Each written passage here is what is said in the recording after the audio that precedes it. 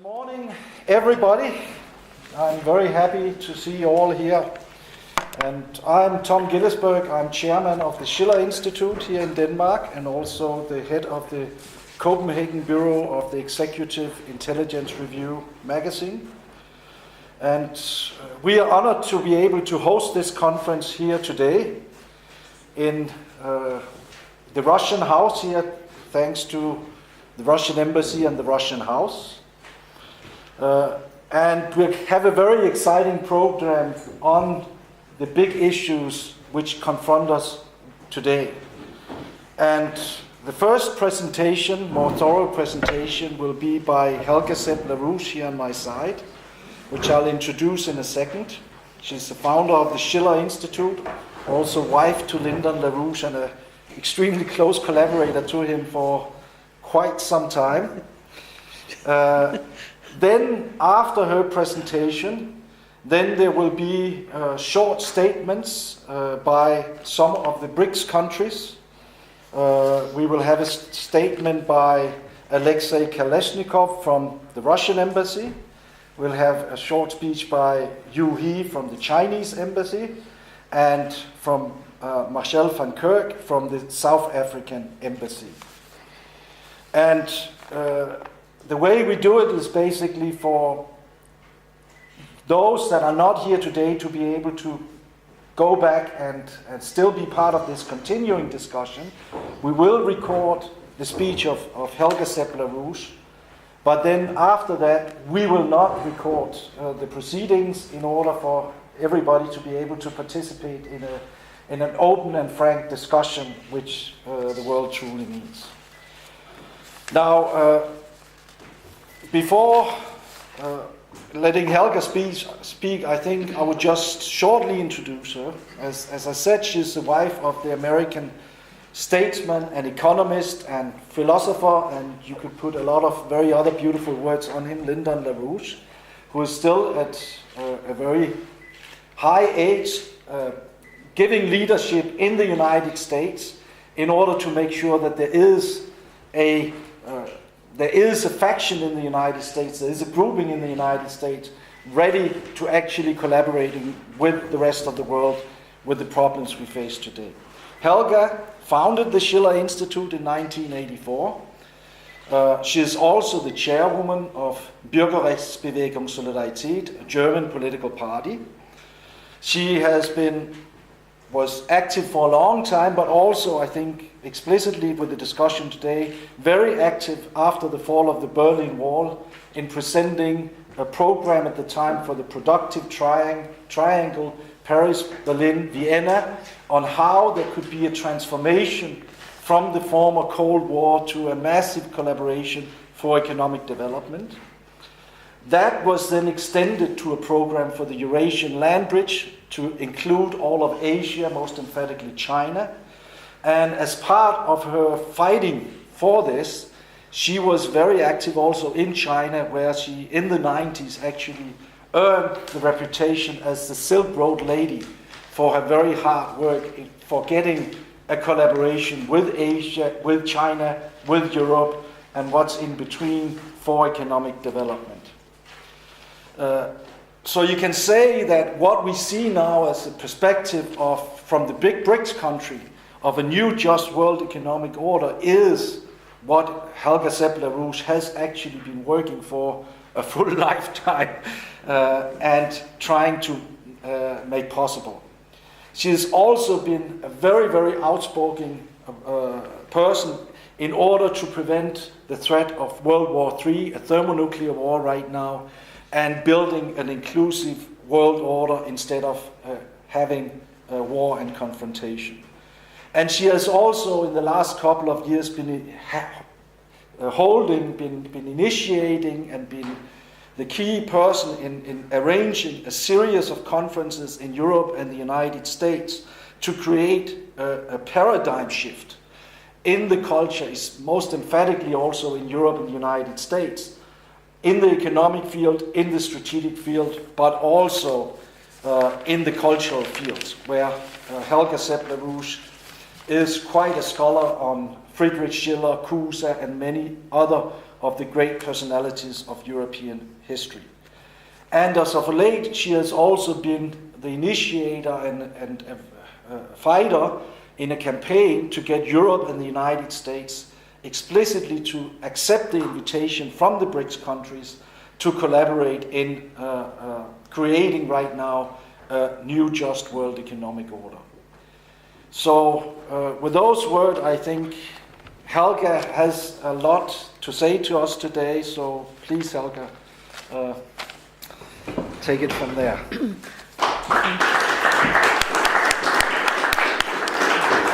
Thank you for these very kind words, ladies and gentlemen.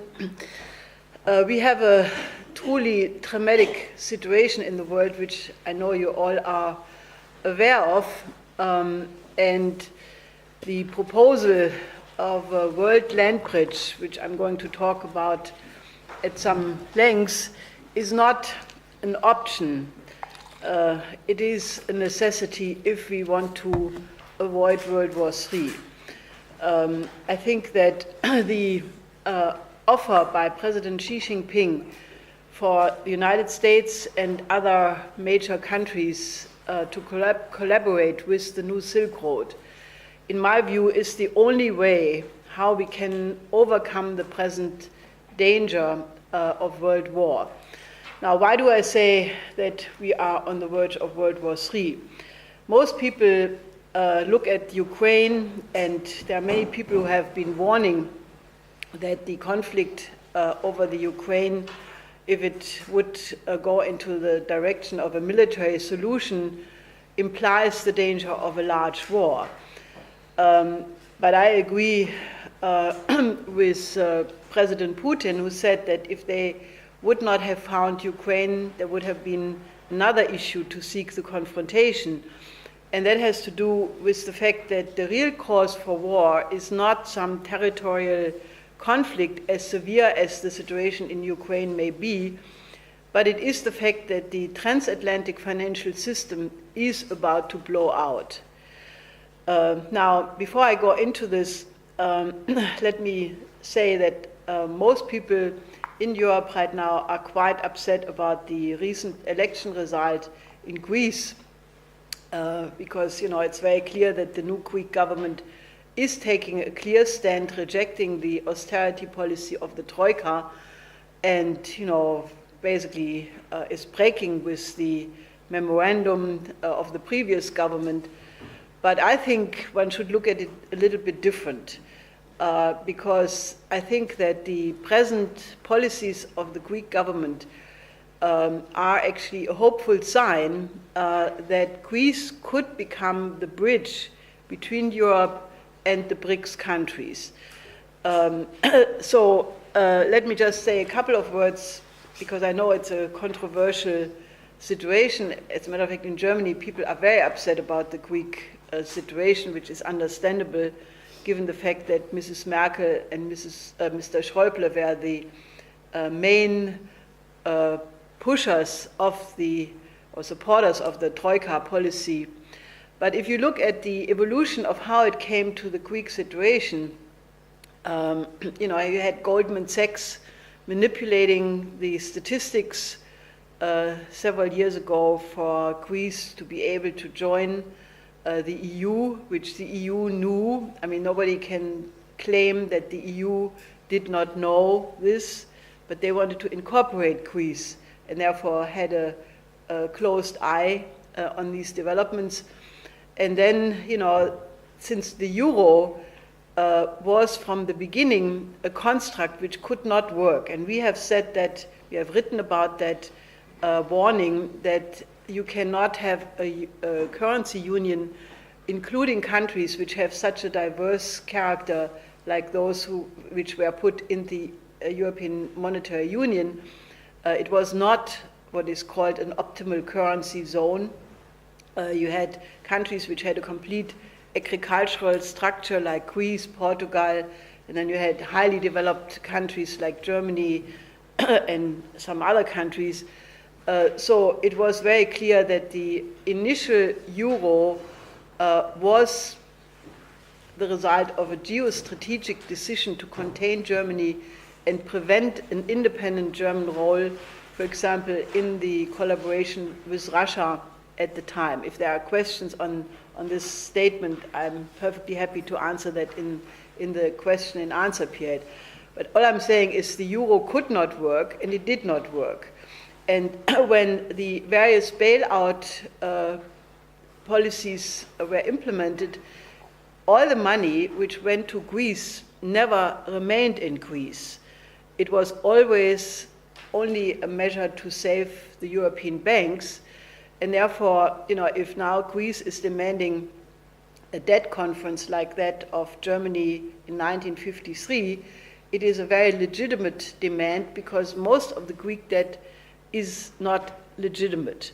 So therefore, to have a debt conference and separate the legitimate debt and the illegitimate debt and agree on a payment plan which is, feasible, because, you cannot extract from a country debt payment when the economy is not functioning. It's like, you remember the famous play by Shakespeare, where, the pound of flesh is demanded as a payment, and what was demanded by the Troika was the pound of flesh. The figures are horrendous. Since the Troika was managing the Greek debt, you had an increase of the debt ratio to the GDP from 120 to 177. So the debt increased enormously since they followed the Troika policy. The real economy collapsed by 1/3. The death rate went up, the birth rate went down, the rate of suicides went up, and the suffering of the Greek people was unbelievable.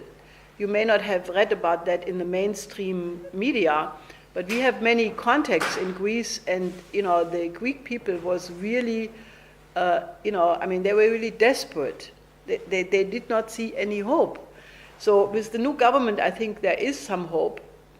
And I can only hope that people in Europe would be reasonable and stop this confrontation policy, which the EU seemed to have started, at least in a starting point. I think that the first statements from Greece are very promising. That they refused the sanctions or to increase the sanctions against Russia. I think it's very important that they said that they do not think that war is a way of solving conflicts, and that they said that they want to have strong relationship to the BRICS countries by having more relations to Russia, to China, to India, that they want to increase the maneuvering room for Greece. I think that should not be looked at as a threat, but as a hopeful sign, because, as I said, this new Greek government can become a bridge to the Asian BRICS countries. Now, why do I say that the financial system of the transatlantic sector is about to blow out? The general agreement is that the too big to fail banks are today 40% or more larger than in 2008. They are much more exposed to the derivatives than in 2008. As a matter of fact, the Bank of America has today 85% more derivative exposure than then. And it's a hopeless situation because the situation with the oil price, which obviously has many reasons why it went down. One is naturally the massive production of shale gas and oil in the United States. Another one was the decision by the OPEC countries to keep the oil price low. Mainly Saudi Arabia took that position at the recent OPEC meeting in Vienna as an economic warfare against Russia. It was aimed to add to the sanctions, to the economic warfare against Russia. But as President Putin noted at some point, that became a boomerang because it is now hitting the too big to fail banks in the United States, which are exposed by about $1 trillion in investments which companies did to invest in the production of oil, shale oil and gas, and they are sitting now on that debt, the repayment of which is dependent on an oil price of $80, $100, $120 and the present oil price is around $45.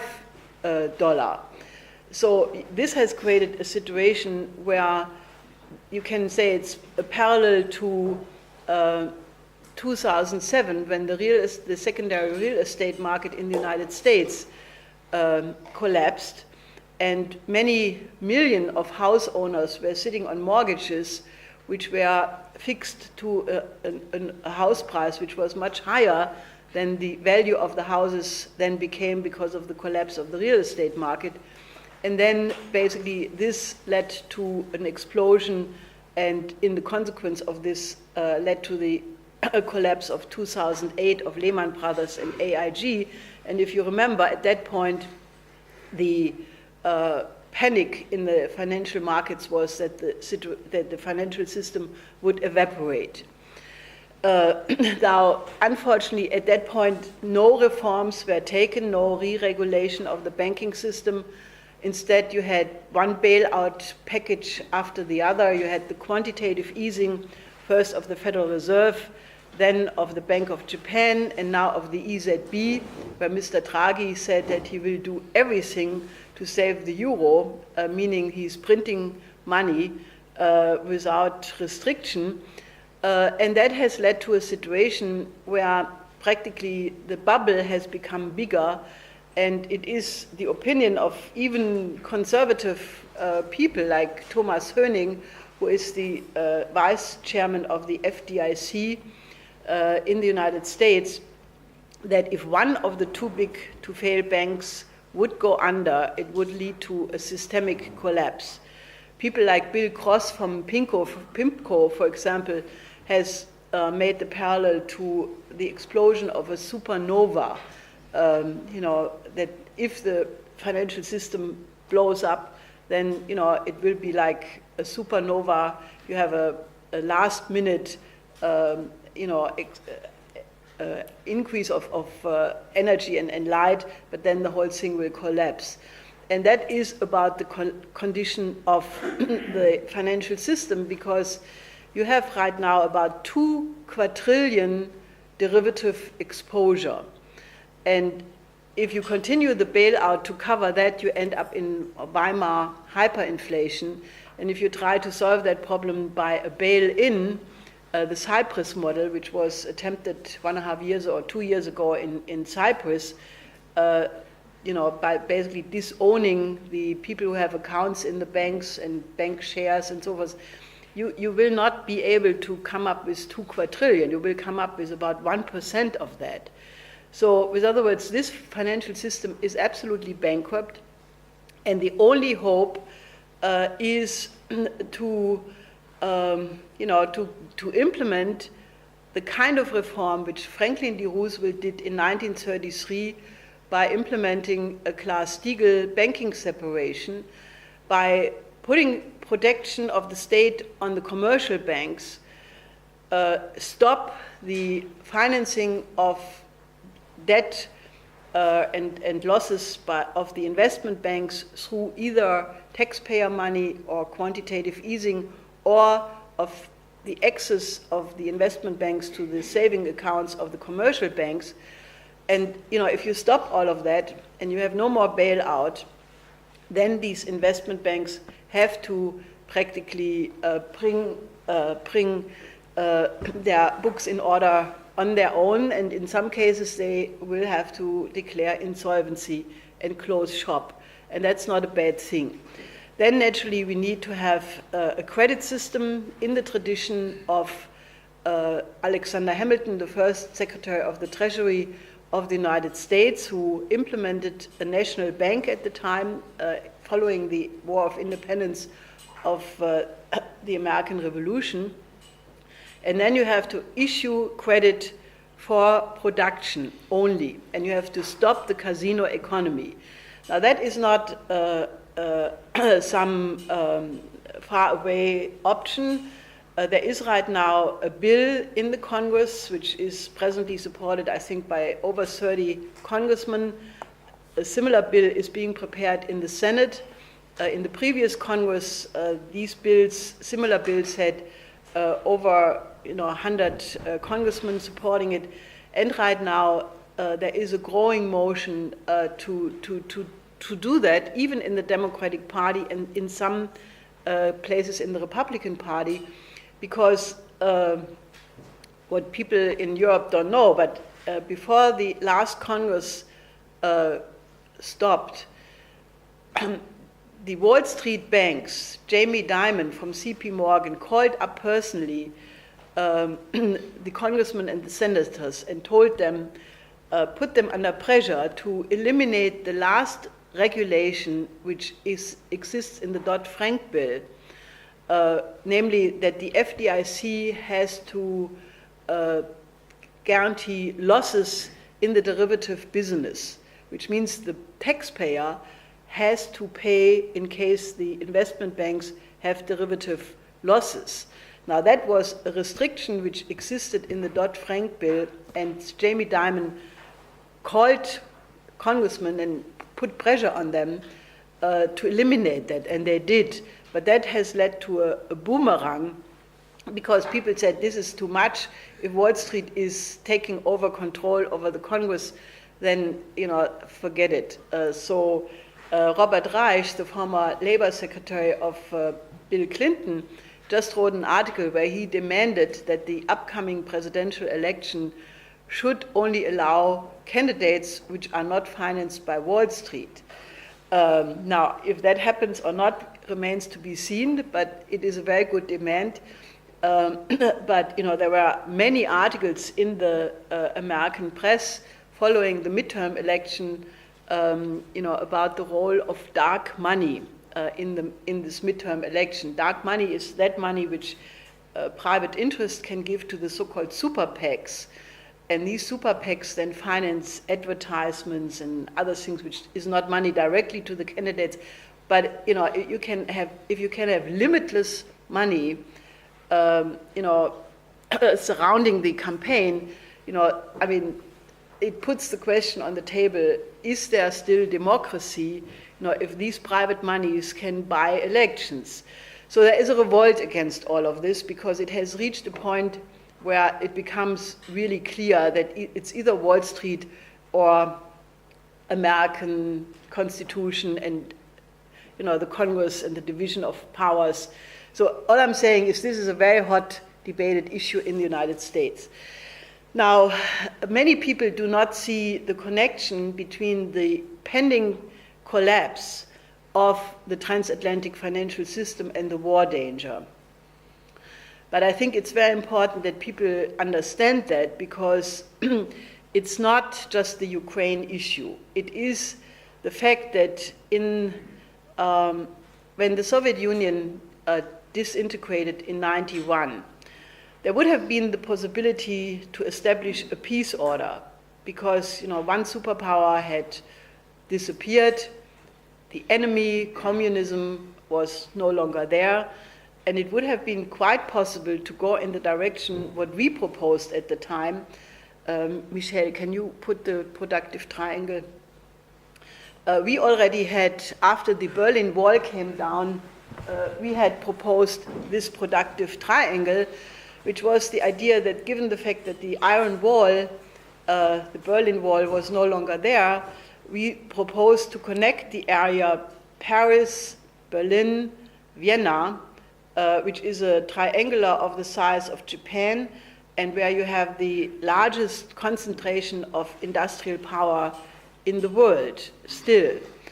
To unite that through the investment in high technology, maglev train, HTR, other avant-garde technologies and use that then as a science driver for a program to develop and integrate West and Eastern Europe.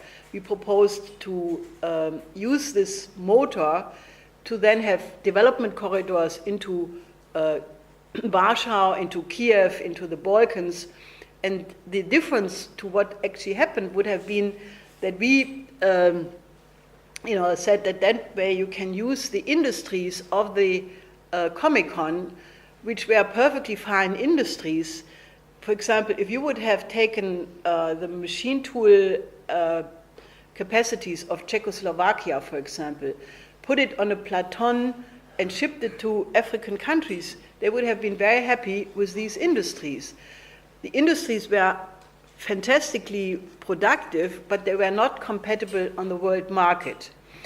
And our program would have allowed to use these industries up, so to speak, before you would replace them. And it would have been a much better way to deal with the situation than what happened.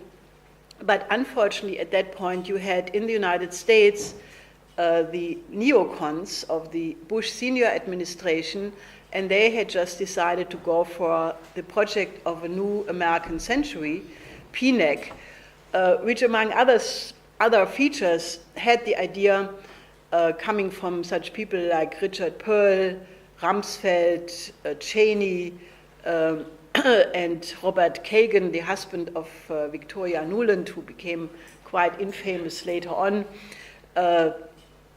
to not allow in the future one country or a group of countries to become stronger than the United States. And then they started to go for empire, the idea to have regime change against any country which would oppose globalization. This was begun with the first or the second Gulf War. It was then interrupted for 8 years during the Bill Clinton administration, but that policy came fully back with Bush Jr., and it was continued by the Obama administration. And that is why, for example, this program was not adopted, even it was very popular at the time among many industries in Europe, because Bush Senior, Margaret Thatcher, and also Mitterrand, they decided to reduce the Soviet Union from a superpower into a third world raw material exporting countries. And they implemented the shock therapy. If you remember, Jeffrey Sachs and other so-called economists, Jeffrey Sachs is now changed a little bit, but at that time he was one of the key proponents of the shock therapy, and that policy reduced the industrial capacity of Russia in 3 years, from 91 to 94 to only 30% of its previous capacity. In the Yeltsin period, there are basically very many books written about this period by such people as Sergei Glaziev or Professor Menshikov, that this was a period of genocide against Russia. Now, we on the other side, when the Soviet Union collapsed in 91, can we have the Eurasian land bridge? Yes. We then, when the Soviet Union had disintegrated, we extended this original productive triangle into a Eurasian land bridge. We said, let's connect the population and industrial centers of Europe with those of Asia through development corridors. And we found that the best routes were the old Trans-Siberian Railroad, the old Chinese Silk Road, and that Silk Road would then split, one going through Turkey into Europe, another one going through Iran, India, all the way to Indonesia, and then many branches would go. And we just kept campaigning for this solution. We had probably hundreds of conferences and seminars in these years. Anyway, so that we kept organizing for. Now let me go back to the consequences of this policy of globalization. which succeeded to have regime change against Iraq, against Libya. It was attempted against Syria. It is still, it was done against Yanukovych in Ukraine. You had the color revolutions, in Georgia, in the Orange Revolution in Ukraine in 2004, and actually many other so-called color revolutions.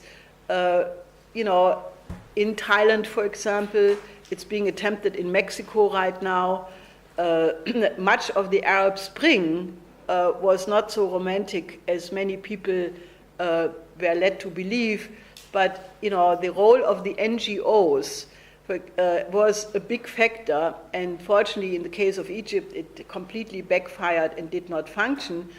But the instrument of color revolution was an instrument of this kind of geopolitical regime change with financed NGOs.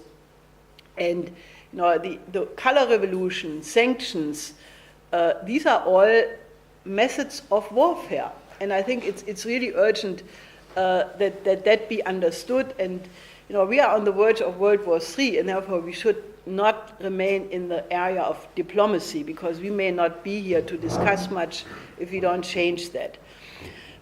Now, in the same period, and that is where the war danger comes from, when in the 1980s you had the middle-range missile crisis, many people were concerned that an accidental launch or some unpredictable mistake could have led to World War III by error, because the warning period between the SS-20 and the Pershing II had been reduced to only a few minutes. At that point, people like Helmut Schmidt correctly warned that we were on the verge of World War III. You had hundreds of thousands of people in the street warning that this could happen. But at that time, you still had a NATO doctrine which was mutual assured destruction, which was the idea that you could not use nuclear weapons because it would lead to the certain extinction of civilization. And that functioned. Even during the Cold War, you had a code of behavior among the superpowers. Even in the height of the Cuban Missile Crisis, recently documents were published which showed that even at the height of the Cuban Missile Crisis, you had a direct connection between Kennedy and Khrushchev, and that mechanism helped to diffuse the crisis.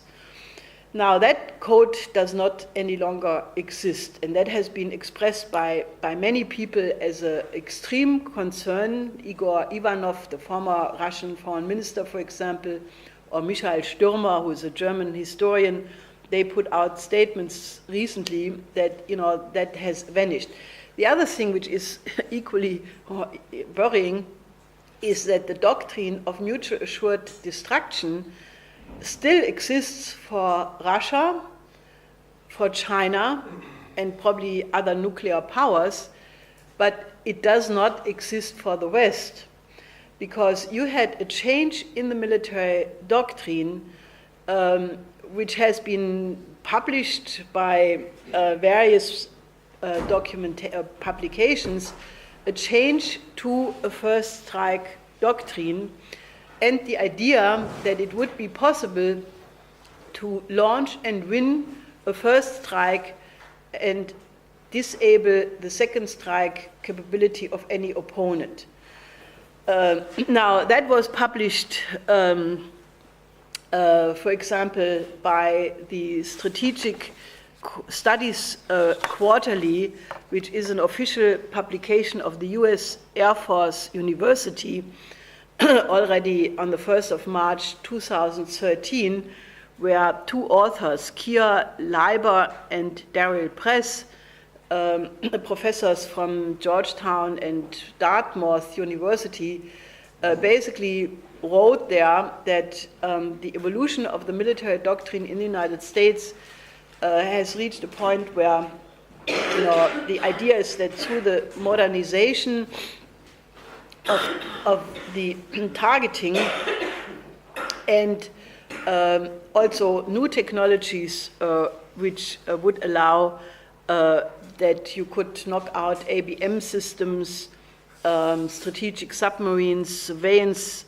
and reconnaissance systems, offensive cyber weapons, ICBMs, that you could eliminate those and therefore think by eliminating the air defense of an opponent that you could knock out the second strike capability.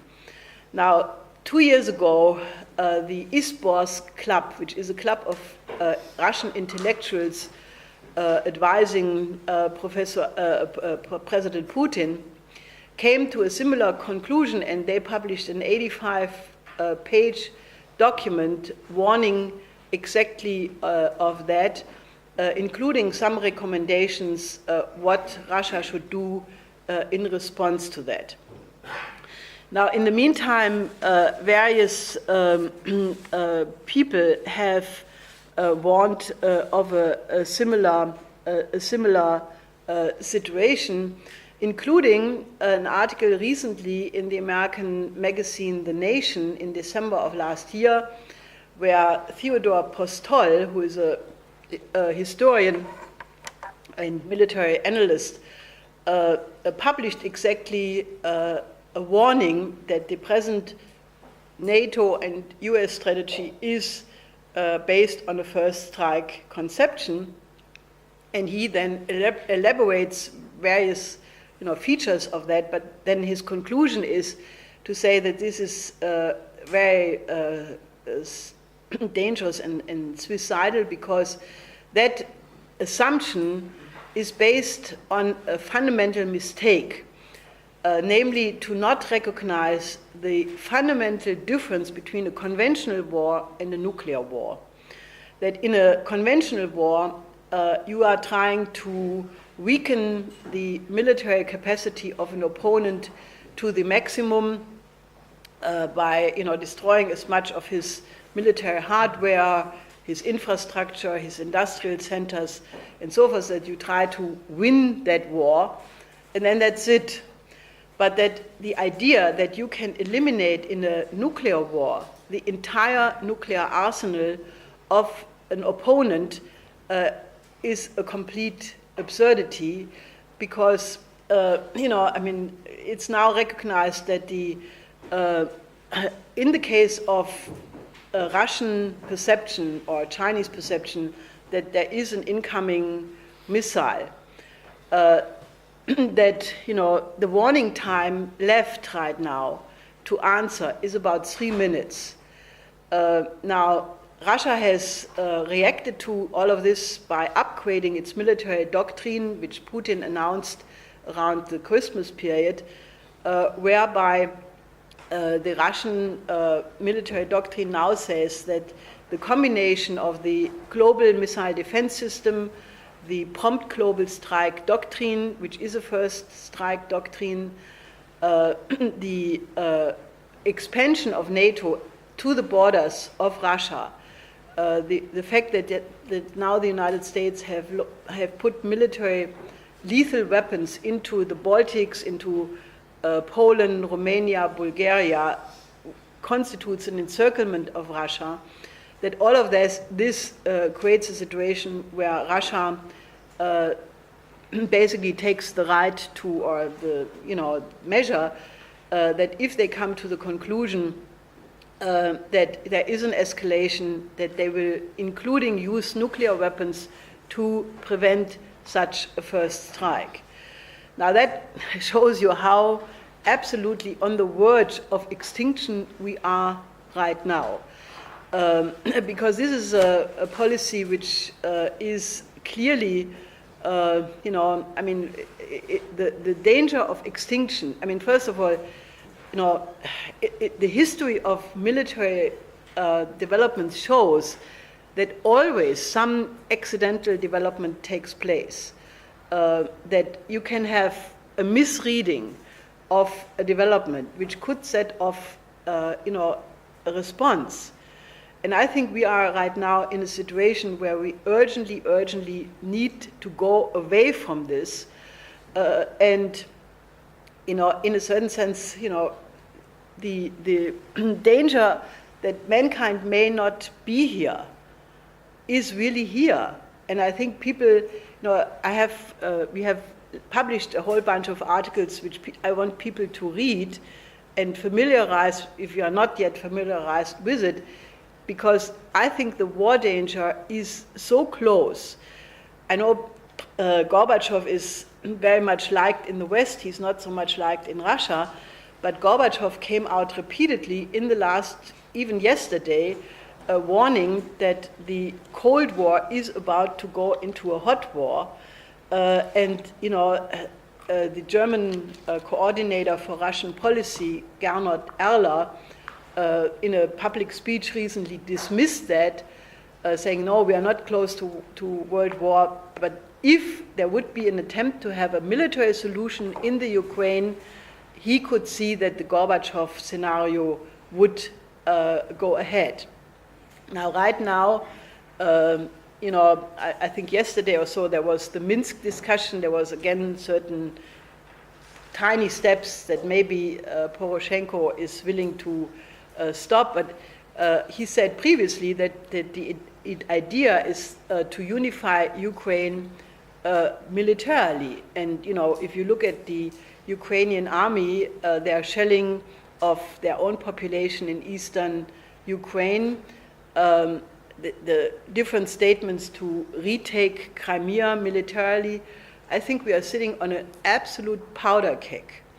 And I really want to say this in utmost clarity, because the connection between the collapsing financial system, which in a certain sense is the expression of the idea to have this empire, and the military reactions in Ukraine must be seen as one situation. So I think that in a certain sense must be really understood, why we are right now launching a campaign to say that the only way how we can get out of this almost hopeless mess is by responding to the offer of President Xi Jinping that the United States and Europe should join the BRICS in the new Silk Road. Now, why am I saying that? Now, about 1.5 years ago, President Xi Jinping in Kazakhstan announced that China is launching the new Silk Road. When we heard that, we didn't open champagne, but we did the equivalent. We were really happy. We said, look, this is what we have been fighting for 24 years. This is our program of the Eurasian Land Bridge, which we called the New Silk Road at the time. The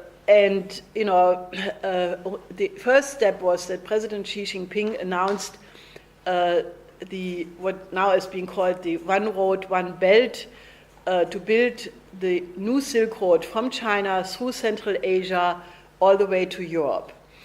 And then in November of the same year, 2013, Xi Jinping announced the Maritime Silk Road, which is the reference to the many sea travels of Admiral Zheng He in the 15th century, in the Pacific, in the Indian Ocean, and that was added to the new Silk Road. Then the next step was that in May of 2014 was the big summit in Shanghai between President Putin and President Xi Jinping, which led to the strategic partnership of Russia and China, concluding 48 large cooperation agreements, including the 30-year deal for gas delivery from Siberia to China, including building a pipeline, which caused a lot of reactions in the West, but they only focused on this gas deal, while the reality was a much more important strategic partnership between the two countries. Now then the next step, which really created a completely new situation, was this summit in Fortaleza in July, 15th of July in Brazil, where the heads of the BRICS countries agreed upon what only can be called a new world economic order, a new world economic system, which then the next day already was increased by a summit between the leaders of the BRICS countries and the countries of Latin America, CELAC, UNASUR, and they also made incredible agreements.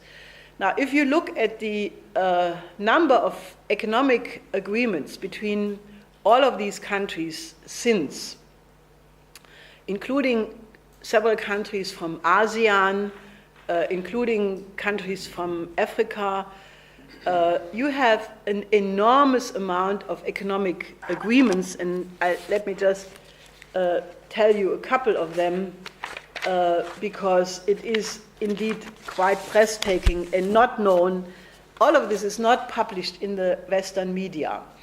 If you read the mainstream media, all you find out is President Xi Jinping went to Sri Lanka, and that now India is very upset because China is building a port in Sri Lanka, and Sri Lanka is the backyard of India, and therefore India is angry. This is completely nonsense, because this is part of the maritime Silk Road. And India and President Modi is quite happy about Xi Jinping having extended economic relationship with Sri Lanka. So what these countries in the meantime concluded was China, Latin America, Caribbean Forum, and all of these treaties, by the way, are built on the foreign policy principles elaborated by Xi Jinping, that the worry that China is now taking over the world is really not the case, because they are really on a completely different axiomatic basis. They are following the principle of mutual respect for the total sovereignty of the other countries. They do not want hegemony. They do not want interference into the internal affairs of the other country. They want to work together to the mutual benefit. It's a policy of win-win, where each country is developing the interest of the other. And, so therefore, it's a completely different conception than what you read in the Western media. Now, they have created in the meantime a special infrastructure fund for the China, Latin America, Caribbean Forum. They have created a BRICS Energy Association, which includes a reserve bank for nuclear materials and an institute for energy policy. They are building a second Panama Canal in Nicaragua. There is a huge collaboration between Russia and Nicaragua, where Russia exports agricultural products and machine tool, exporting the GLONASS GPS system to Nicaragua, and collaboration in many other areas. Russia-Cuba, 10 agreements, the modernization of the harbor Mariel, the construction of an airport, 4 nuclear blocks of heat power plants. Russia-Argentina, elaborated collaboration in the field of energy, air and space, communication, armament, nuclear energy, ocean water desalination. Peru-Brazil, they are building a transcontinental railway system from Brazil to Peru, including Bolivia. Bolivia, by the way, is an amazing example of what can happen to a developing country if the right environment is created, because Evo Morales was a coca bauer before he became president, and the country was not in the best economic condition, but now with the collaboration of Russia and China, Bolivia is going nuclear for nuclear energy. They are importing or collaborating with China on satellites to, basically make Bolivia one of the space participating countries, which is very exciting. Then Brazil and Russia have a strategic partnership, 7 large bilateral treaties, air and ground defense systems. They're working together with the joint air defense system Pantsir S1, satellite navigation system. They are working together in the nuclear area. Brazil-China, elaborated collaboration concerning infrastructure, science exchange, military cooperation. They have a strategic partnership, including infrastructure collaboration, space. Brazil is selling airplanes to China. They are working together on Earth reconnaissance satellite programs. Already 4 such satellites are in space, where China developed the rockets and Brazil the Sonden, the probes, the orbiters. So then Argentina, China have large cooperation and a large range strategic alliance. Venezuela, China. India, China, they have 10 large agreements. Nuclear energy, especially the collaboration concerning the thorium cycle of nuclear energy, the high temperature reactor. Russia and China are planning to build together swimming nuclear plants for energy supply to large industrial enterprises like oil drilling in the ocean and similar things. I could elaborate this. I mean, it is enormous. You have a complete change in the economic collaboration, and naturally the question is always who should finance that. And they have created a completely new credit system which is parallel to the system of the IMF and Wall Street. China already started to operate the Asian Infrastructure Investment Bank last October with the participation of 21 Asian countries. The AIIB has a starting capital of $100 billion equivalent. Then at the Fortaleza summit, the BRICS countries decided to have a new development bank which has a starting capital of also 100 billion.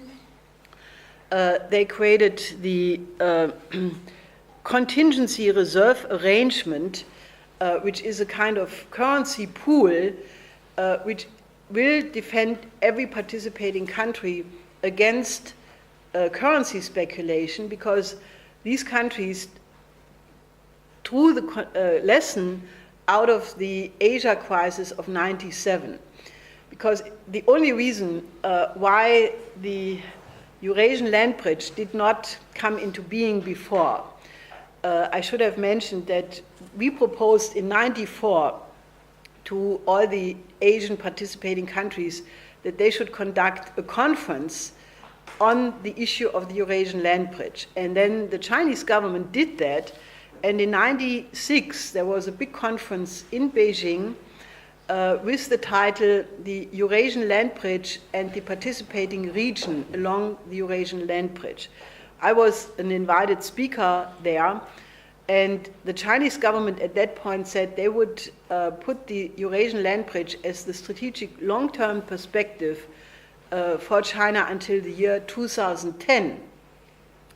Now, that started, for example, a part of the railroad between China and Iran was concluded a few weeks later to Mashhad.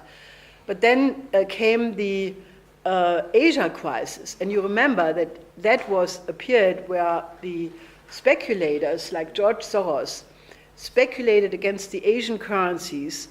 In the case of Malaysia, they, as President Mahathir at the time said, George Soros speculated the value or the wealth which the Malaysian people had created in 40 years in 1 week. He gambled it away. And he called George Soros a criminal at the time. Other currencies, Thailand, Philippines, even Japan, I mean, they were speculated in 80%. We had a collapse in some currencies of 80%. And, the Asian countries then, eventually created the Shanghai Fund as a first attempt to protect against such speculation. But then really this contingency reserve arrangement pool, which now has $100 billion and it can grow, is designed to protect these countries from such attacks. But this is not the whole thing. Other credit institutions were created. There is a plan right now to build a Shanghai Cooperation Organization Bank. There is a new Silk Road Development Fund of 40 billion, a Maritime Silk Road Fund of 20 billion, and just in the last days, Hong Kong, I think it's called the China Energy Fund, also said they will start a new financing arrangement of 20 billion initial capital for infrastructure financing of the new Silk Road. So this is really an emerging parallel credit system, explicitly not for speculation, explicitly only for project financing. Now, if Europe and the United States would get their act together and say, we make Glass-Steagall banking separation and we go to the credit system, what Franklin D. Roosevelt did in the 1930s, because Roosevelt implemented Glass-Steagall in 1933 together with the famous New Deal, which was infrastructure projects, the Tennessee Valley Authority program, and other such infrastructure with which he was able to bring the United States out of the Depression in the 30s. And the finance mechanism which Franklin D. Roosevelt used at the time was the Reconstruction Finance Corporation, which also was the basis of the Kreditanstalt für Wiederaufbau in Germany, which was instrumental in bringing Germany in the post-war period from an economic rubble field to the famous German economic miracle in a few years. It was state-directed credit for well-defined projects in the common good. Not speculation, but only for projects to reconstruct the economy. Now that, therefore, is an accomplished model and a reference point which can be used today without any problem. So this, is really a fantastic situation, and we have produced this report here, which is, a 370-page study, because in the meantime, when the shock therapy was implemented, the IMF, globalization, eliminating every regulation in the banking system, we assumed all the time that this financial system would come to the point of collapse. As a matter of fact, Mr. LaRouche, who I may say that as his wife is the only economist who deserves that name, because he is the only one, and a few exceptions naturally also, but in the West I would say he's the only economist who deserves that name, because he was the only economist whose prognosis was consistently correct. As a matter of fact, already in 1971, when Nixon decoupled the dollar from the gold and eliminated fixed exchange rates, he said that if the West remains on that course, it will come to a new depression and the danger of a new fascism. He said that in 71, And that particular analysis was one of the reasons why I joined his association, which was very small at the time, and many others did, because, I mean, there are many more reasons for it, but that really convinced me, because, you know, it was very clear that if you go back to monetarism and put the credit creation in the hands of private interest, which is what this Nixon decision did, it allowed private credit creation in offshore markets, the Caribbean and other places, that you lead to a situation where more and more you go away from production and money makes money became the philosophy. And Mr. LaRouche, by the way, has, you know, at each step when the financial system went in the wrong direction, he put his finger on it and said, if you continue in this way, it will have the following results. He gave, for example, a very famous video conference on the 25th of July in 2007. That was 1 week before the secondary mortgage crisis in the United States started. And he said that the financial system is finished, that all you will see now is how the different aspects will come to the surface. And then 1 week later it happened. And Mr. LaRouche, by the way, already a week later proposed the HB Banking Act, the House Owners and Banking Protection Act, which, if it would have been implemented, would have stopped the collapse, which then subsequently happened. And you know, therefore, if people now look for solutions out of this crisis, they should not go to the economists who have been consistently wrong. They should go to the one economist and his co-thinkers in other countries who have been correct in their analysis of the crisis. Now, therefore, you know, what we have proposed here is really a blueprint for how the world can get out of this crisis. Now, as I said, we have elaborated our initial proposal of the Eurasian land bridge to a world land bridge. Can we have the world land bridge, please? Yes, here you can see that this is actually a plan or a program how to unify all the 5 continents of the world through infrastructure, corridors, tunnels, bridges, so that when this program will be implemented in maybe 10 years or 20 years, you can travel with a maglev train from the southern tip of Chile through the Bering Strait, up the Americas, through the Bering Strait, basically to Mumbai, or into Indonesia, or all the way to the Cape of Good Hope in South Africa. And that will be faster than you can do by ship right now. Because these high-speed rail systems are much better, because this is not just rail or transport connection from A to B, but it is supposed to be corridors of development. Now let me go quickly through the different bridges and tunnels. Now the first one is, number 1, is the second Panama Canal, which is already being built. It was started last December by China. It will connect the Pacific and the Atlantic Ocean. It will be 278 kilometers long. It is deploying 50,000 workers. It will build 2 new ports, a new international airport. It will construct many industries, cement, steel, others, and it will take 5 years to be completed.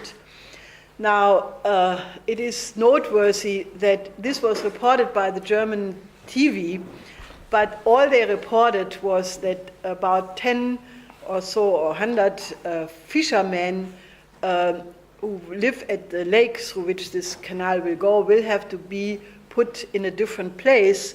And they said, oh, the human rights of these fishermen, this is so terrible. naturally, given the fact that the German media are completely green, or almost entirely green, they miss to report that this will completely change the living standard in Nicaragua, that it will improve the longevity, it will transform Nicaragua from a poor country into a well-doing country, but that will not stop this program.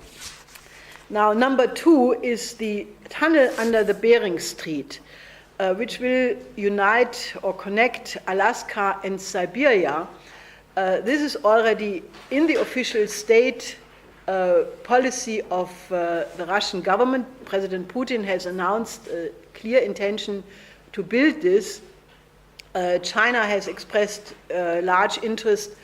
Korea, but also other countries want to participate in that, because obviously this is not just a bridge of peace building potentially between the United States and Russia, but to build this connection is extremely crucial to build up infrastructure in the Far East and in the Arctic regions of Russia.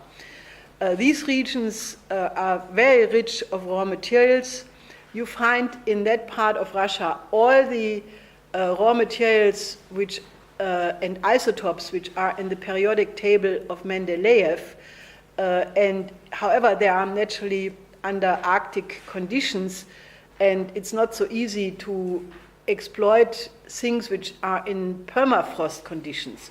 So you cannot just exploit them, you have to build cities which make it possible for human beings to live there.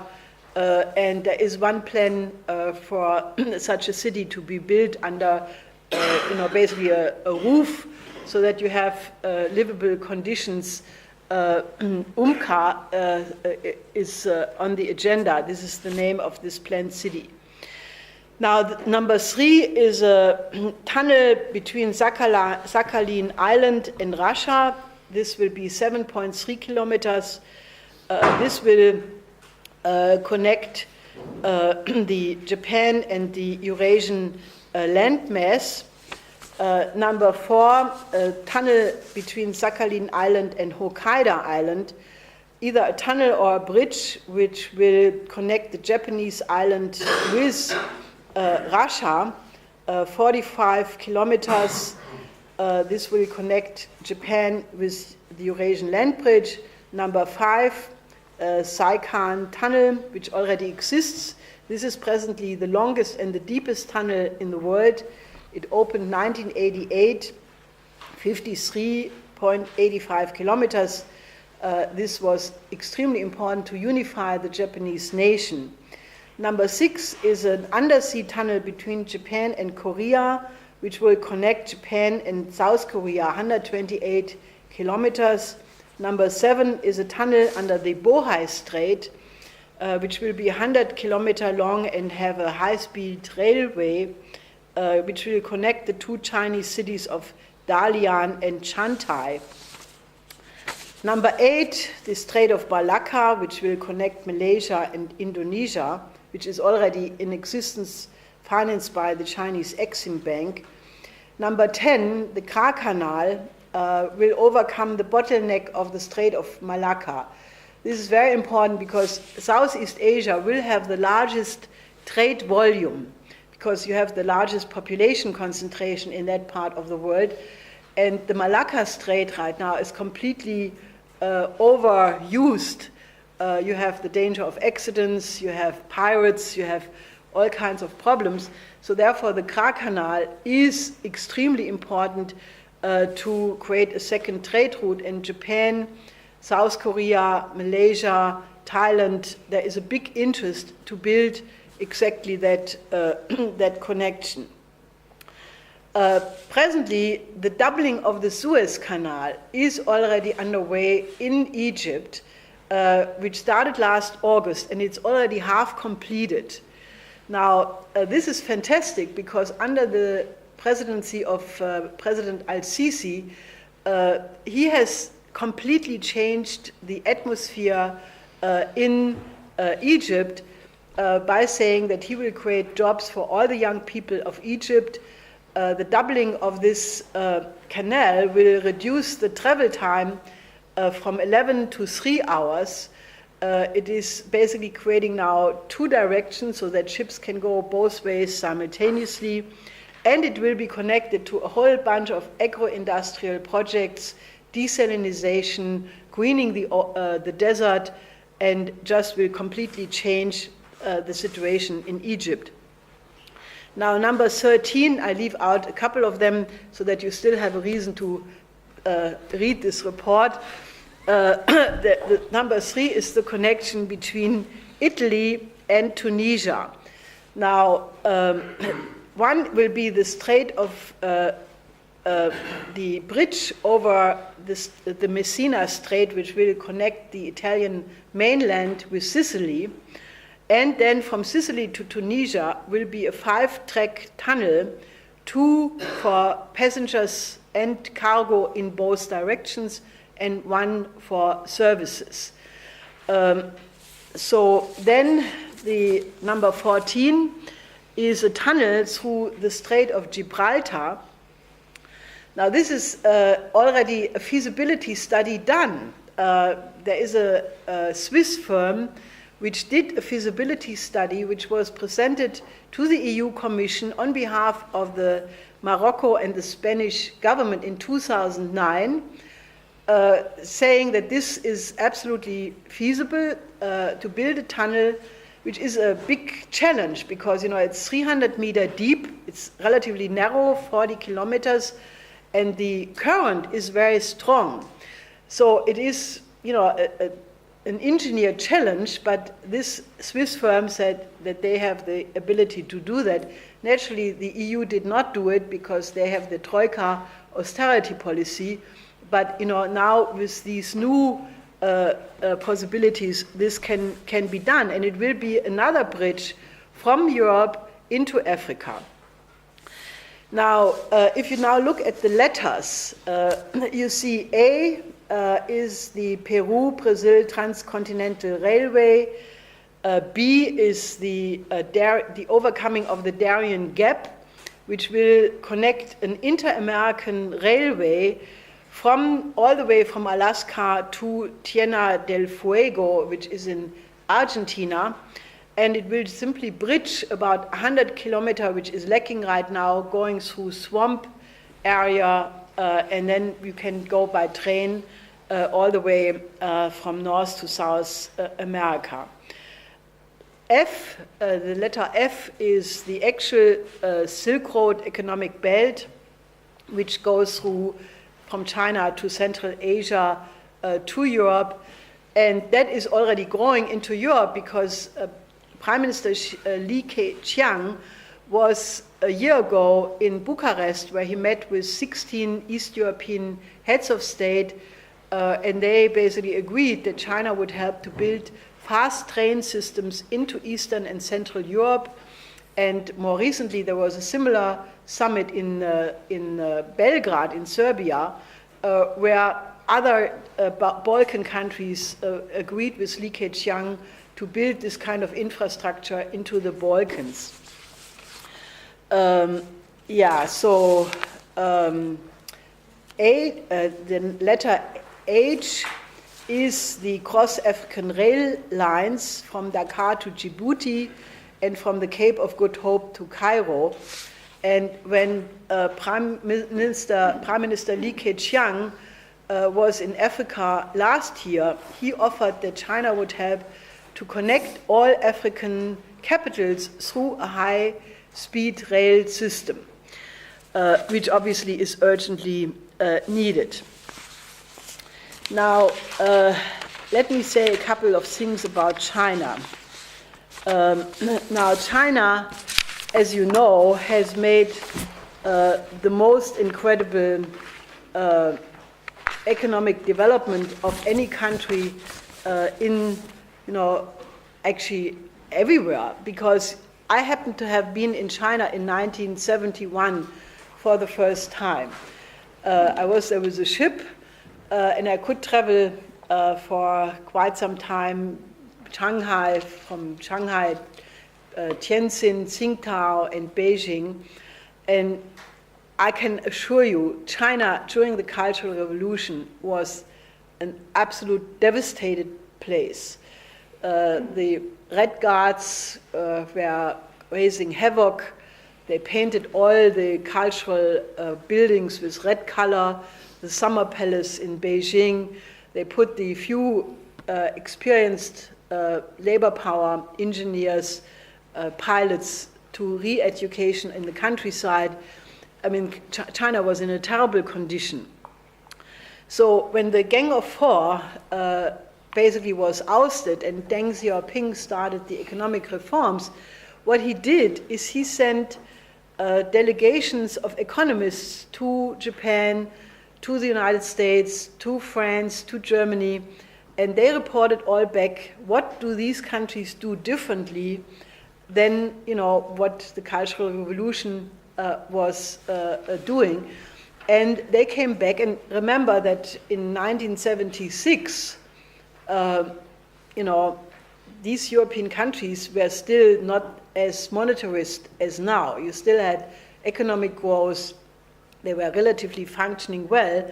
So what Deng Xiaoping started to do is he started to implement a couple of these reforms, which happened to have also been in cohesion with earlier policies of Sun Yat-sen. And that reform of Deng Xiaoping started an unbelievable economic boom in China, where in the beginning they made some mistakes. When China was agreeing to be a cheap labor producer for export markets in the United States and in Europe, they made some mistakes. They polluted the air, they polluted the water, and China has now some big environmental problems, like the smog, which, when you have smog in Beijing, you cannot breathe. It's a hazard to the health. But the Chinese government is now working very hard to remedy these things. And the protection of the environment in China is something very different than in Germany. In Germany, the greenies are crazy. In China, they're doing the right thing. I just want to say that because, the ecology movement in Europe is not identical with the concern for the environment in China. And this is a very important distinction. Anyway, so after China made this phase, there was a period in which China, without any question, copied a lot of technologies from other countries. But, if you think the NSA is not doing that, I think you have to correct your views.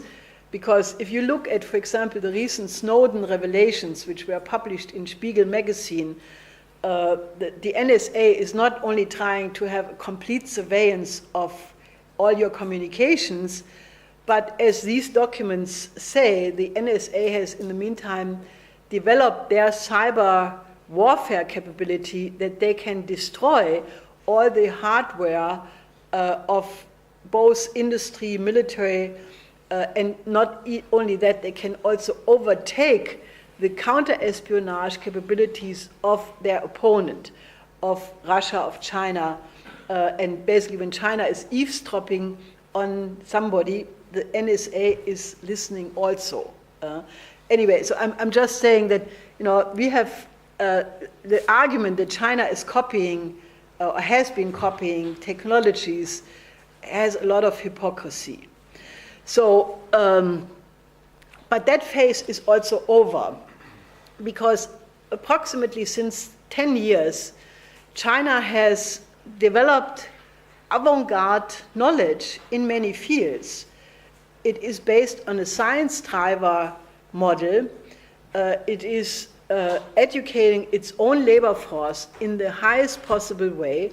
For example, China will have 2,000 graduates in the area of fusion power.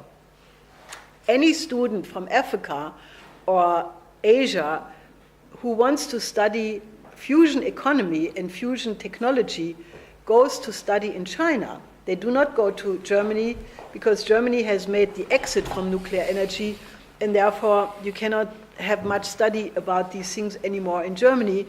And since the United States has also greatly reduced the funding for NASA and similar high technology areas. They also are not the advisable place to go. China by now is the leading power in space technology. When China landed its U-2 rover last year in December on the moon, this was the most advanced space project of any country, because what this lunar Chang'e 3, Chang'e 4, Chang'e 5 lunar missions of China have as an aim is to very quickly in the short term mine helium-3, the isotope helium-3, for a future fuel for the fusion production on Earth. Now, that will be a revolution, because that way, contrary to fusion models using heavy deuterium and tritium, which are still sort of the conventional energy production, whereby you have to basically use turbines and that way gain electricity through the using of turbines, which still has a relatively low efficiency. Once you go into a helium-3 fusion, sort of second generation fusion production, you can extract electricity directly from the fusion process, which will catapult us in a completely new phase of fusion power, which then can be used for propulsion, for space travel, and it will then make large space travel completely much more feasible than right now, because right now to send astronauts to Mars is a highly hazardous entertainment, and these crazy private entrepreneurs who are collecting millionaires who take a trip to Mars without the possibility of coming back, it's really not a very humanistic way. It's sort of a suicide mission, because if you don't come back, it's not so pleasant. And secondly, it is, if astronauts or cosmonauts or tigonauts are for a long period in space, their bones start to disintegrate, and that problem has not yet been solved. So if you want to have long space travel, you need fusion propulsion, because then you can speed up the space travel to the maximum point and then reduce it, and that way you reduce the travel to Mars to a much shorter period, not a couple of months, but maybe a week. Now that is obviously a perspective for the future, but we have to really think about the future. Now, what this is all about is a completely new paradigm for mankind. Now, as I said, we are sitting on the verge of World War III. And if we do not, as a civilization, make the step beyond geostrategic defense of the interest of one group of nations against another group of nations, we will probably not exist.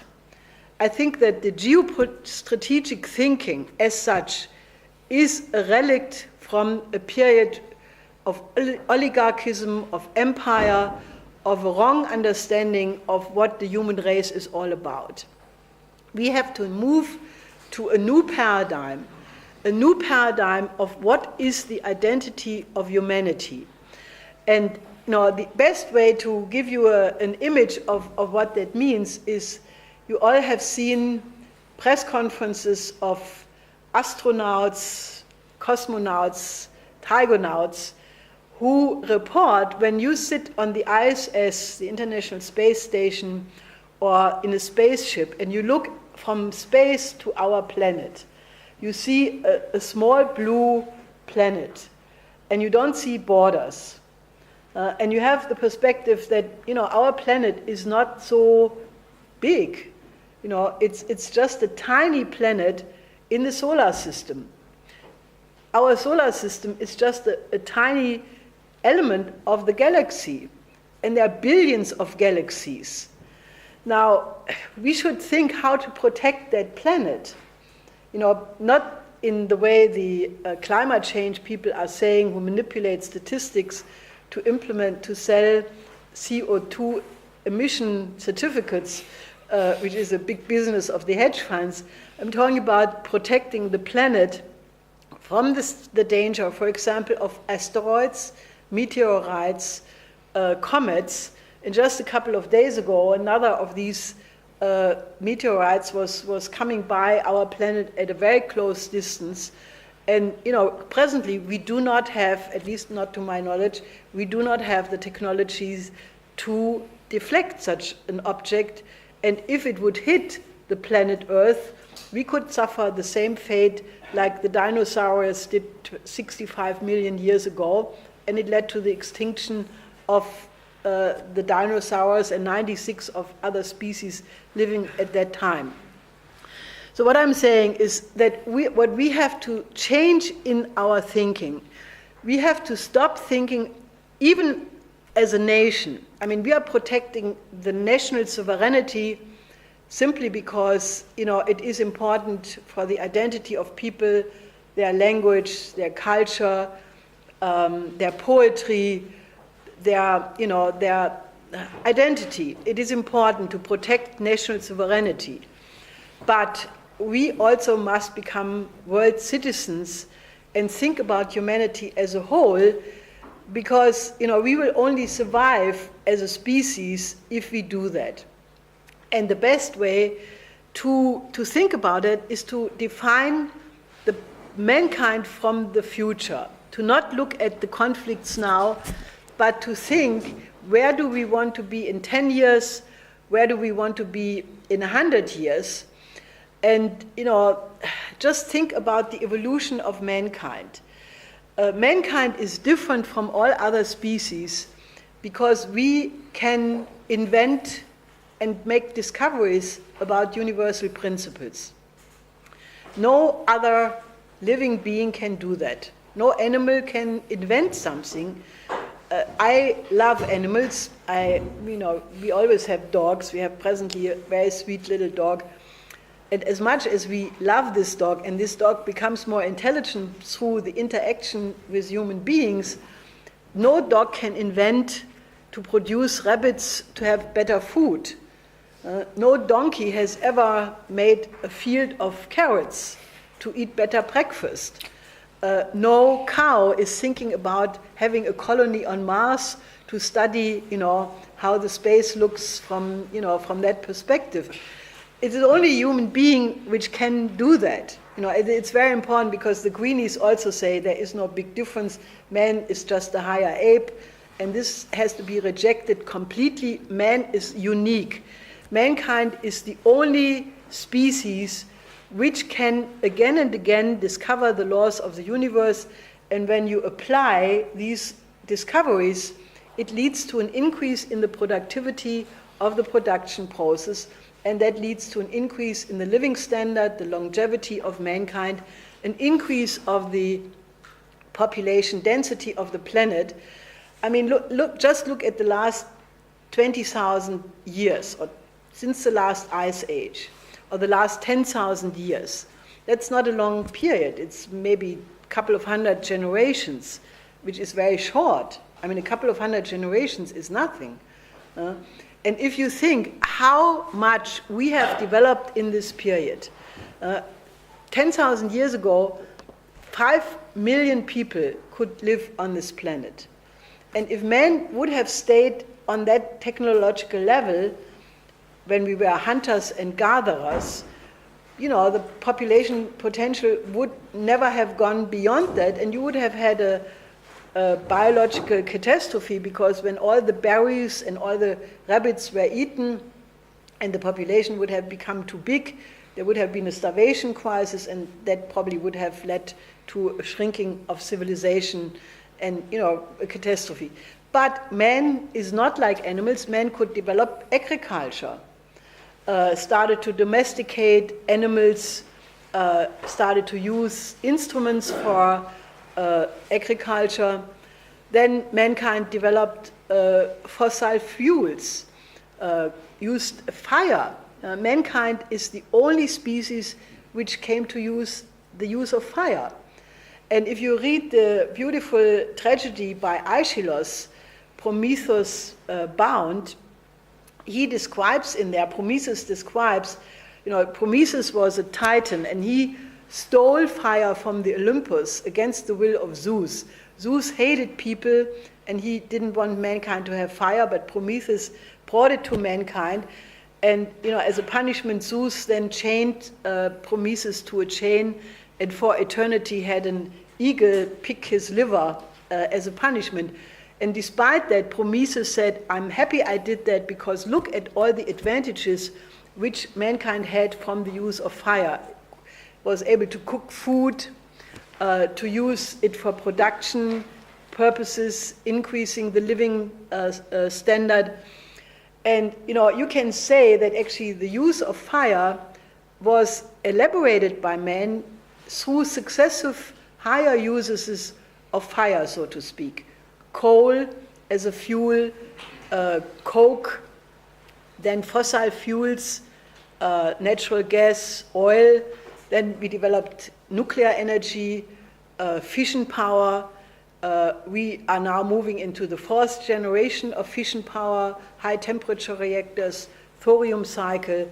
Already the use of fusion power is at the horizon, and soon we will be able to control matter-antimatter as an energy fuel, at least as an option in the future, which will be a complete revolution in terms of the energy flux density, which is increasing from each step of such new development.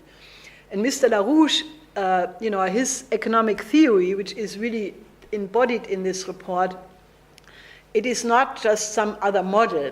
It is a fundamentally different conception, moving away from monetarism and recognizing the unique importance of the creative power of human beings as the only source of wealth. It is not the possession of raw materials or the Margaret Thatcher monetarist conception of buying cheap, selling expensive as being the source of wealth. It is only the creative power of human beings which is the source of wealth. And that must be expressed in that there is a correlation between the increasing of energy flux density in the production process from these different levels I just described, correlated to the respective population density, or the term used by Mr. LaRouche, the potential relative population density, which goes along with that energy flux density. So when we reach the area of fusion power, which will give us limitless raw material security, because through the fusion torch technology you can transform any waste into new raw materials, and energy security, because you can use first heavy deuterium and tritium, which is practically limitless in the oceans, and with helium-3 being mined on the moon, you can guarantee energy security for about 10,000 years or more, which really solves a lot of the conflict areas why countries should have war over water, over energy, over other so-called scarce resources. And we will reach a completely different era of mankind. Now, why do we not then concentrate on the common aims of mankind? Have a crash program to develop fusion power, have joint space cooperation to protect the planet from dangers which are threatening mankind as a whole, and really move into a completely new era, which I think will be the only one worthy of the dignity of man.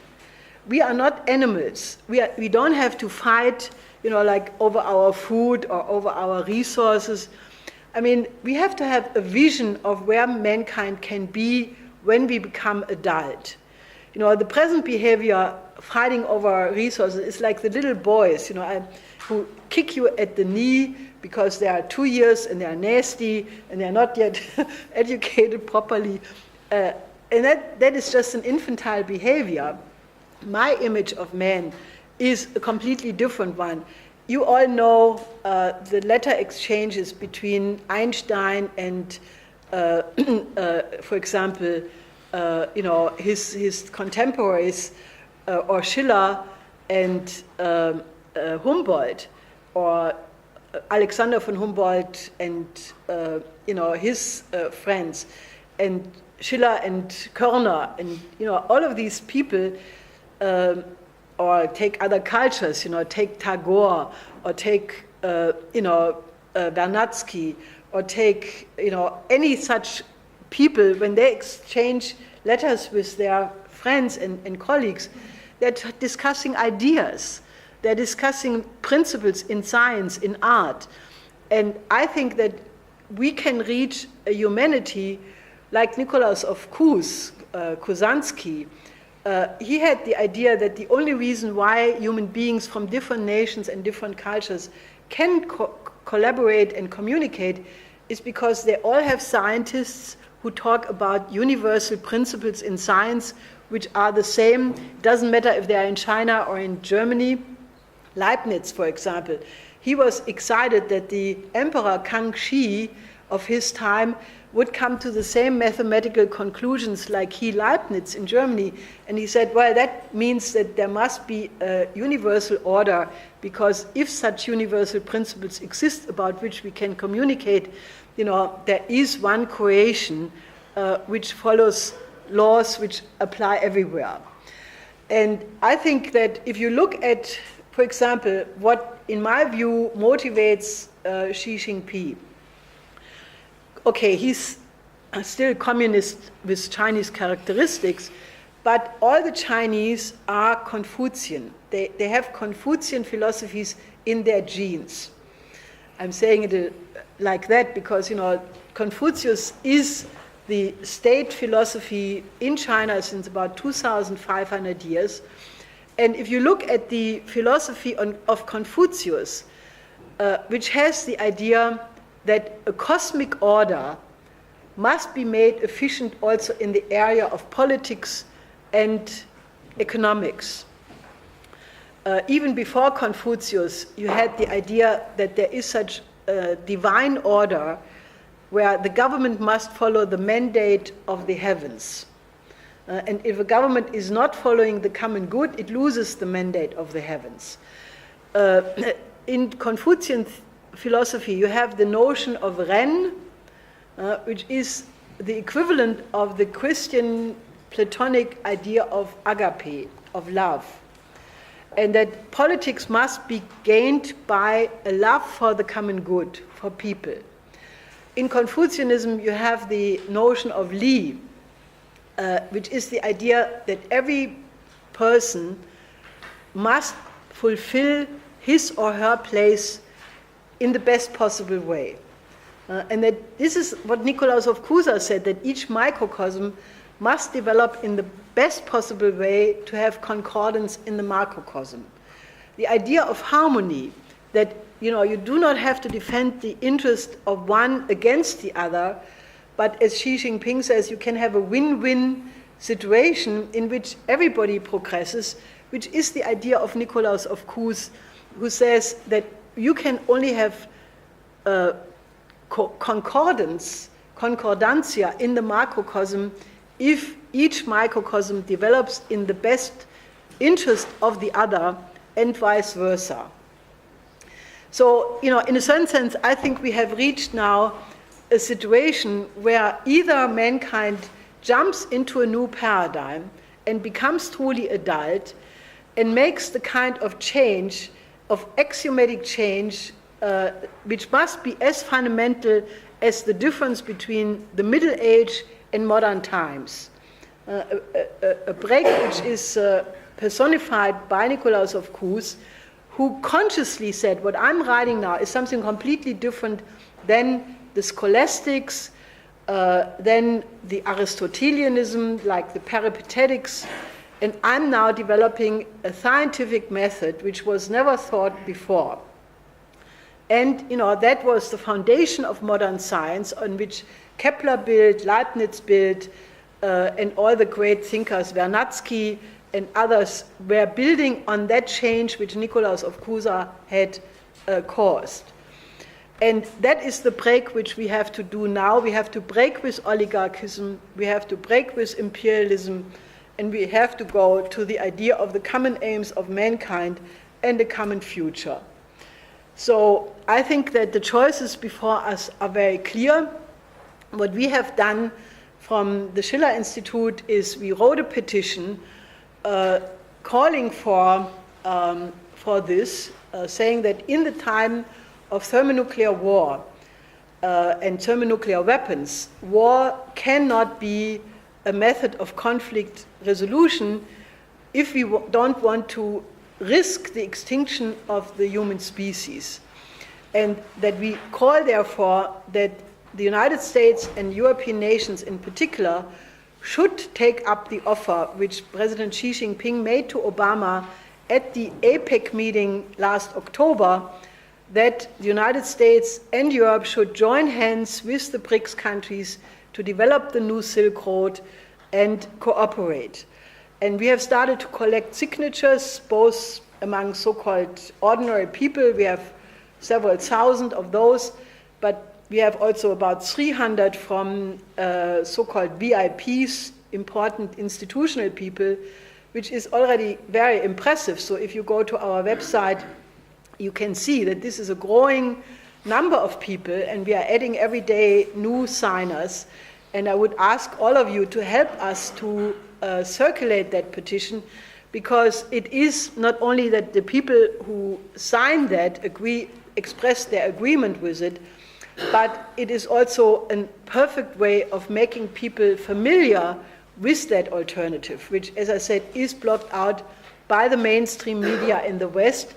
And people say, oh, the BRICS have this alternative model, and it is a perfect way of putting the alternative on the table. So I would really ask you to help us to circulate that petition, and also to make this World Land Bridge report more known, because we would like people to not only study it and read it, but to comment on it, to make reviews, to publish those reviews in magazines, and really change the debate. I want to have a situation where in Europe and in the United States there is a discussion, should we go to World War III or should we go with the BRICS instead? And that must become a public debate, and I'm absolutely convinced that if the people of Europe and the United States would know, at least in large part, that such an option exists, they would go for the second, go with the BRICS. So, we are really in a campaign to, stop World War III, to implement the existing solutions, implement Glass-Steagall, go for the kind of development projects, and, simply try to intervene into the situation right now, to move mankind forward and, do our best to create a new renaissance, because, I should have mentioned, this is not just an economic program, but we also want to combine it with a cultural renaissance, because I think everybody who thinks about it knows that the present popular culture of the United States and Europe is catastrophic. The video games, the movies, the glorification of violence for violence sake, which has no purpose other than the brutalization of the people who are watching it.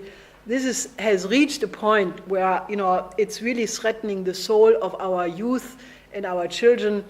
And, I think that the degeneration of the culture has reached a point where it's hard to imagine that it can become worse, even so they invent something worse, every day. But we need a cultural renaissance of classical music. We are really blessed to have a beautiful classical music in Europe. There is beautiful classical culture in China, in Russia, in India, and in other nations. And, I think that what we need is to go to the high points of culture in every nation, revive that, and then communicate in a dialogue among civilization from the highest point to the highest point of the other. And then there will be absolutely no conflict, because while these cultures are different, they also have common features which make clear we are one mankind. So let's just join hands and try to do that.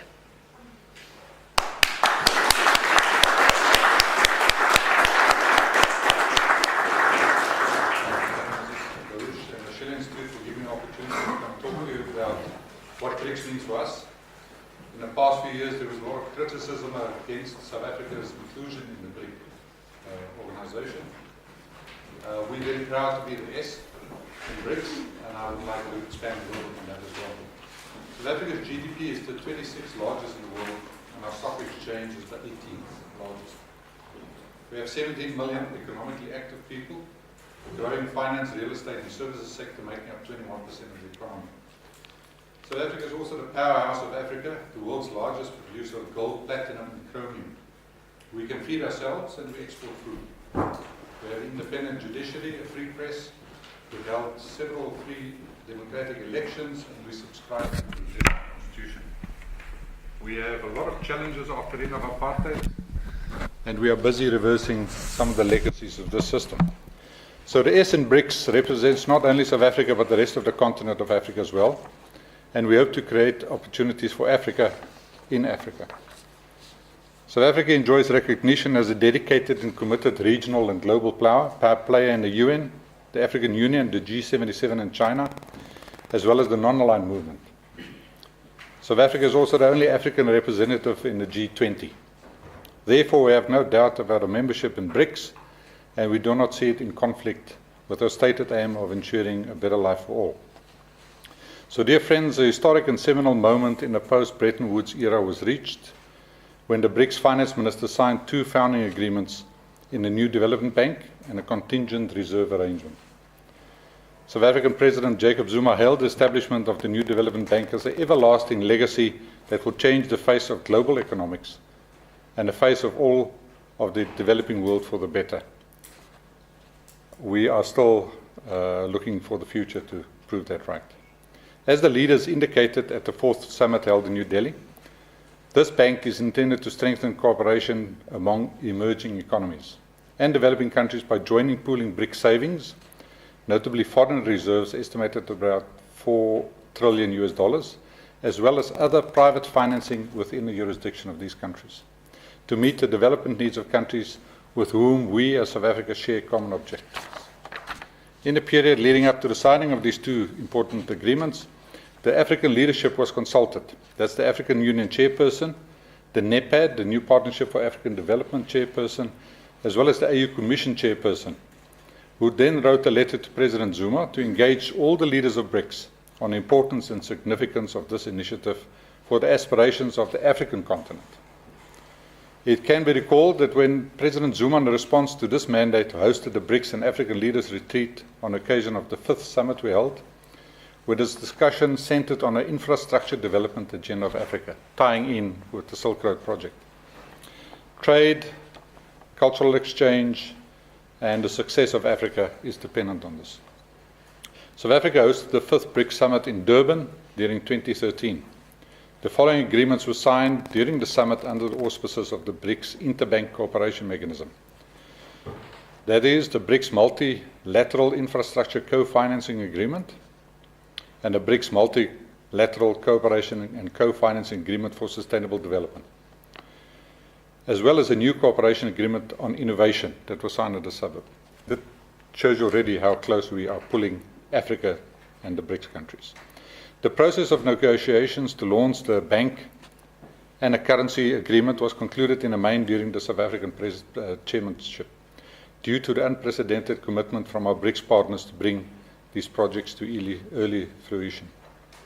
Considering the various political, financial, legal, and constitutional requirements that had to be navigated to come to these agreements, it is an indication of the political will of the leadership of BRICS. The leaders agreed, as contained in the Fortaleza Declaration, to provide an initial capital of $100 billion of which the initial subscribed share would be US dollars 10 billion. That is $2 billion US dollars per member, to be paid over a period of 7 years.